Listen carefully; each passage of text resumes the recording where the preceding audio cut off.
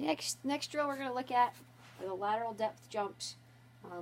Depth jumps, something I covered in a previous post that I needed to do. Lateral obviously takes a step further, but the first one that I would start with in the first progression is just the basic depth jump. Okay, so we're going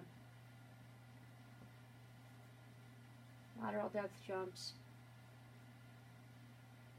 and then we have our box where the athlete is just stepping off to the box, okay, and landing, and making sure that when they land, everything is staying straight up. Their center of gravity is not coming forward at all, and they're landing.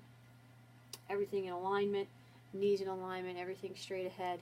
And once they've gotten to that point, you know that you can move on to the next progression. And the next progression I would do at that point is lateral jumping, okay, because that's the next step. You're doing lateral depth jumps. We have depth jumps and then lateral jumping.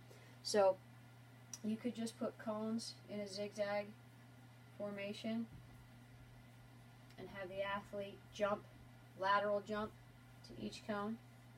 All right, and have them do that in different directions. Have them do that multiple times. Make sure they're getting to the cone. Make sure when they're landing, knees are straight, center of gravity stays where it's supposed to be. The quicker they get at that, the faster they can jump or hop from cone to cone.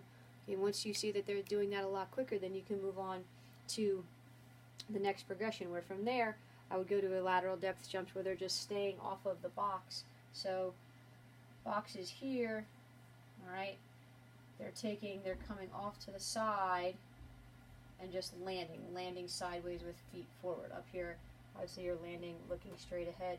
Here you're landing feet forward. I'm not a very good drawer, okay, feet in this direction, just coming off each side of the box continually, where you know they can land, again with knees straight. You know that they're able to keep their center of gravity where it's supposed to be. Coming off of the box laterally is a lot different than just basically falling off the front of the box. So the athlete, again, this is an advanced motion here, where they can step off and gather themselves and be in the correct position to then move from there. So once they're able to do that, and you can see they can do that consistently and they build up the strength, from there you want to move from the lateral jump off of the box. Okay, so let's say they're jumping off of the box sideways here, then you're going to put possibly cones out to give them a direction where they're jumping. I actually don't need that one.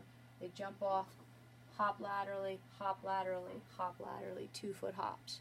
Okay, then that is a high progression of that. Okay, hop, hop, hop, hop. Just coming off of the box and immediately going in the lateral direction. Doing it off of both sides of the box, where you're starting and you're jumping to the right first, and then you're starting and you're jumping to the left first. Once you see an athlete can do that and their ground contact time is very minimal and they are exploding, again, keeping the knees parallel, keeping the center of gravity where it needs to be, then you can move on to one-leg bounds, okay, where they're jumping off of the box, but now it's 1 foot, and they're hopping, so here maybe to the right foot, to the left foot, to the right foot, to the left foot. Okay, however you want to vary that up, again, doing it off the other side of the box, and then bounding with each foot as you go. And those would be my steps of progression for the lateral depth jumps.